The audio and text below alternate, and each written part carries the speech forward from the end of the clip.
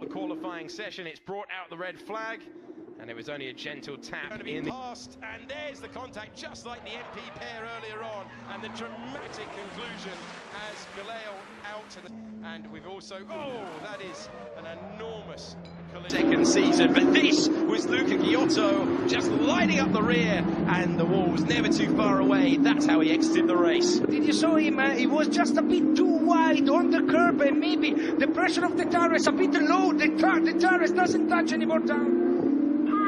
Are you okay, Luca?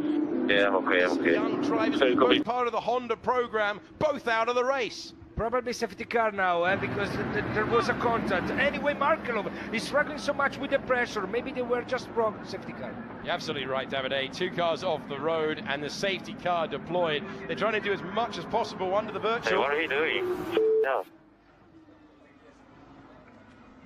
And we can see they're a little way off the road. I'm not entirely sure where this is.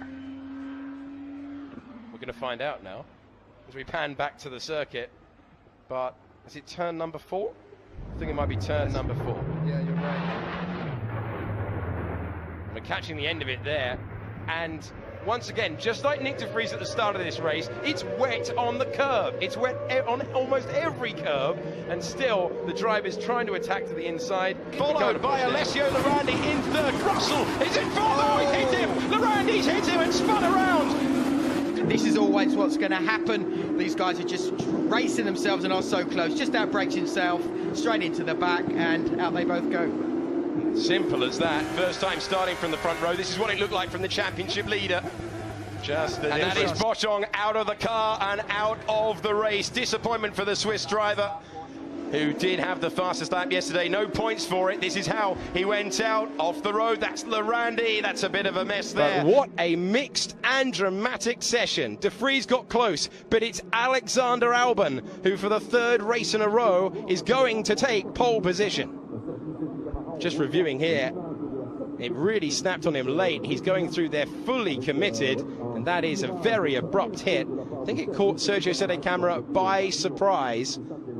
Dropping down, and yes, they have. It's Roy Nissany, and can't quite see who's in the barrier with him as well. You can see the Campos in the foreground, and there is surely contact there, and the safety car deployed. That could be, it's Alexander Albon, who appears to have come together with Roy Nissany, and with 27 laps completed, that's the safety car on track. Could mean victory for Antonio Fuoco, could mean the podium confirmed for Lando Norris and Louis Delatraz, or it could mean a last lap shootout for victory in Monaco. Albon and Nissany for an incident that took place on the exit. You see Albon with the run. Nissany had been into the wall earlier in this race. From wide there. He raced so early. He raced like 200 meters. And coming down, we only caught the end of it really, but you heard what Albon thought about it. Straight on, and that was high speed. Straight into the barrier. They moved it back in previous years. And Albon with a massive hit into Nissany that has brought out the safety car. Thankfully, both of these guys are okay. Yeah, very much so. It seemed to be Nissany, when there was the back shot, it looked as if he actually missed the apex by good car's width there, so maybe he had to back out there, and then where Albon was going flat out through it, maybe it just slightly deceived him big time, and then he was right in the backside, and that's where they actually then touched. But again, we're looking for the third place car, the Navy one. Watch everyone. Amazing reactions there from Lando Norris to get round, but that unsighted. We saw a similar thing in Formula 3 earlier this year. It was Dan Tincton getting hit there. Oh, that is enormous. That is absolutely terrifying when you see it from Charlie Whiting's point of view. No wonder he was having to duck. It's the second car back. There's the stall. Everyone avoiding, but wait for Maney, totally unsighted.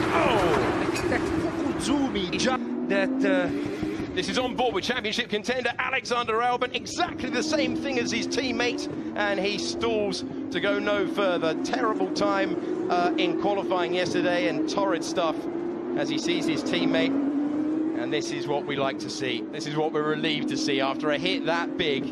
It must be horrible for a driver sitting there when you stall. Journey to get yourselves into Formula 1. Oh, huge hit. Sean Gelael, after the podium yesterday, has made contact and is in the wall on the exit of the swimming pool corner. Joy yesterday, heartbreak today. Gelael is out of the race. We have double waved yellows because marshals are on the circuit. Hopefully he's okay, because that looked like a big hit. Yeah, it always is there, and it's something with that swim pool. The speed that these cars carry through there is immense. So hopefully, yes, the marshals are there within there. I can see a little bit of helmet movement, so hopefully we'll be able to get him out of the car. And a full safety car deployed now. As you can see, the crane already on standby. At the swimming pool, you're supposed to be going sort of right. Here we are. So we're going to see Sean Gelael's lost it on the way in. Oh, right over the top of the grid. You actually saw the front nose. Yeah. Flip up there. There we go. Hits that curb. Bang. Wow. Huge hit. Impact. Big impact. You are completely committed at that stage, aren't you? When you go into the corner and Sean Gelael getting wide. He drove so well yesterday. He will be so frustrated to see his race end in the Armco. He is out of the race. He's going to join Jack Aitken as a retirement. And this was the moment that he found the wall on the exit, having hit the wall halfway through the